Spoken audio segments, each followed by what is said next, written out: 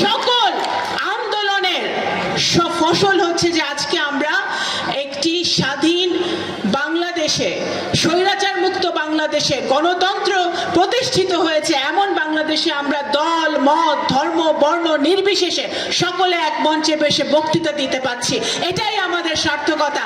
এই 17 বছরে যারা জান দিয়েছে, প্রাণ দিয়েছে, জুলাই যোদ্ধাদেরকে আমি আজকে এই পোডিয়াম থেকে, এই প্ল্যাটফর্ম থেকে সকলকে সালাম জানাচ্ছি। কারণ ওনারা যুদ্ধ না করলে 17 বছরে যে আমাদের নেতা কর্মীরা যদি জেল না খাটতো, মিথ্যা মামলা না খেত, প্রাণ না দিত, নিজের পরিবারকে ছেড়ে জঙ্গলে না থাকতো, মাঠে ময়দানে না থাকতো, তাহলে আমরা এখানে আজকে বসে থাকতে পারতাম না। সুতরাং প্রত্যেকটা নেতা কর্মীকে আমি আজকে স্মরণ করি।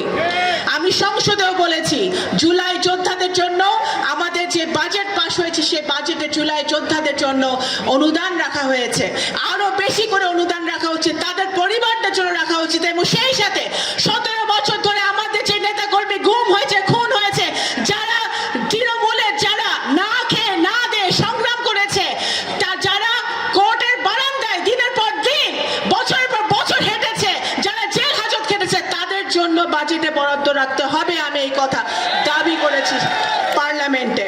টেকনিকে পাশ হয়েছে, মাননীয় প্রধানমন্ত্রী সেটা অনুমতি দিয়েছে, পদ্মা ব্যারেজ হবে।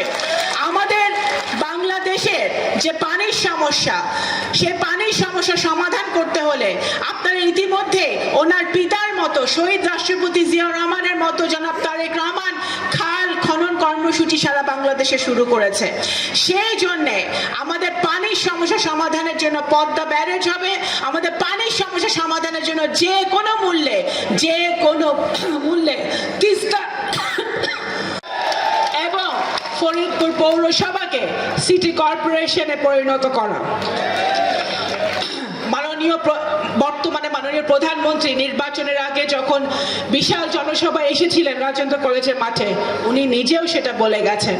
ইনশাল্লাহ আমাদের ফরিদপুরবাসীর নেতৃত্বে, আপনাদের সকলের সহযোগিতায় ফরিদপুরকে বিভাগ ঘোষণা করা হবে এবং সিটি কর্পোরেশনও হবে ইনশাল্লাহ। সালটা মানুষকে অ্যারেস্ট করা হয়েছে, এগুলো তো আমরা দেখেছি। সুতরাং আমি একজন রাজনৈতিক কর্মী হিসেবে আমি জানি যে 17 বছরে আমাদের নেতা কর্মীরা যে নির্যাতনের মধ্যে ছিল, যে আন্দোলন তারা করেছে, এখন সময় এসেছে আমরা সকলে ঐক্যবদ্ধভাবে মাননীয় প্রধানমন্ত্রী যে নির্দেশনা দিয়েছেন দেশ গড়ার কাজে আমাদের মনোনিবেশ করতে হবে।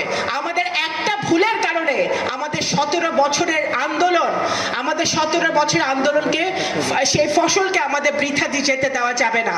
আমাদের যে কোনো মূল্যে দুর্নীতি থেকে দূরে থাকতে হবে, যে কোনো মূল্যে চাঁদাবাজি থেকে দূরে থাকতে হবে, যে কোনো মূল্যে আমাদের মাদক বিরোধী সমাজ গড়ে তুলতে হবে, মাদক মুক্ত সমাজ গড়ে তুলতে হবে।